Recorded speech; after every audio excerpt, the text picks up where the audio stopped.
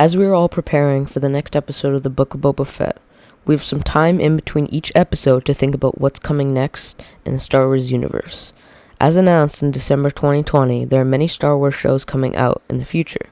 However, the show that everyone is so interested in is the Kenobi show.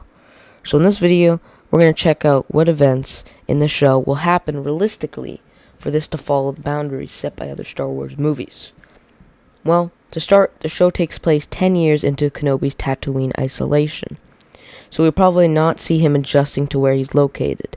However, I believe we're going to start seeing a mentally torn down Obi-Wan, the Obi-Wan who knows he failed. That is what many people expect going into the show. However, the plot and what's going to happen is uncertain. I believe if this show follows somewhat the same idea of the Kenobi book, it means we will see a lot of Tusken Raiders. The Kenobi book was told from many perspectives, but the main problem was that there were a lot of Tuskens. The Tusken Raiders were vicious, but we got to see Kenobi be calm in the face of enemies. He was his usual Jedi mindset that patience is key to beating an enemy, and I'm interested to see how that will carry out into the show. We will most likely see him being attacked by Tuskens as he's living far away from cities and is a person living far out in the sand. However, Kenobi's main job is to protect Luke, and I know he does not want to fail another Skywalker. Tuskens may attack the Lars homestead, and we may see him helping attack back because he values Luke's safety more than anything else. In the comics, we see people from Jabba's empire come to tax moisture farmers for many different things. We saw that tax in the Book of Boba Fett, where a moisture farmer's hut was attacked probably because of refusing to pay taxes. If that happens to the Lars family, we'll most likely see him get in the middle of that. But that would mean trouble for Kenobi. He would be an enemy of the huts, and that would make him a target of Jabba. That is something that would make for great content throughout the show, and we would have to see how close he would come to revealing his identity, or at least showing some of his abilities to defend himself. We could also see how he's doing on his training with Qui-Gon, or how to transfer yourself into the Force when you die. However, it is said in the Kenobi book and many other comics that he would reach out into the Force every single day to Qui-Gon for advice or for anything. It is said he never heard back from Qui-Gon through the Force.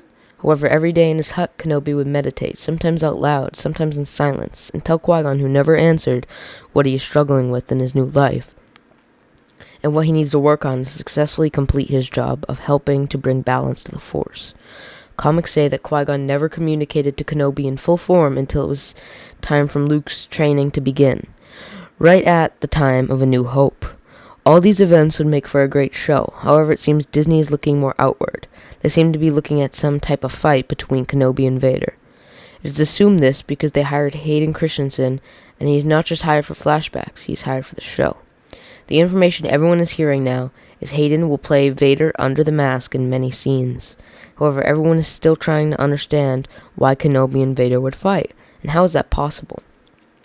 Well, as I talked about it earlier, there are boundaries for the show because of the many existing Star Wars movies that they are trying to put a show in the middle of. In A New Hope, when Obi-Wan, Luke, Han, Leia land on the Death Star, Vader says, "I sense a presence I've not felt since," and then he gets cut out as he walks away. Lucasfilm is working on making some type of big scene out of that dialogue. On May the 4th, the actors filmed something as they were called a big scene, and many people believe in that scene that we will see the fight between Kenobi and Vader. If you enjoy staying updated on all Star Wars content and news, then make sure to hit that subscribe button. There's a hunger for this character to come back. The fans have been waiting long enough, you know? Something that's extremely exciting is the return of obviously Ewan McGregor as Obi-Wan Kenobi. This is quite a dark time that we're coming into with him. Just being a Jedi, it's not safe. There's Jedi hunters out there. At least he has this one task left, which is to keep Luke safe. That's definitely a starting place for our story. The interesting thing is going to be where it goes from there.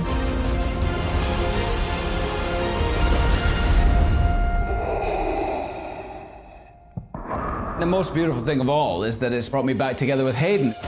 We are bringing back Hayden Christensen to reprise the role of Darth Vader. We couldn't tell the story of Obi-Wan Kenobi without addressing Anakin or Vader.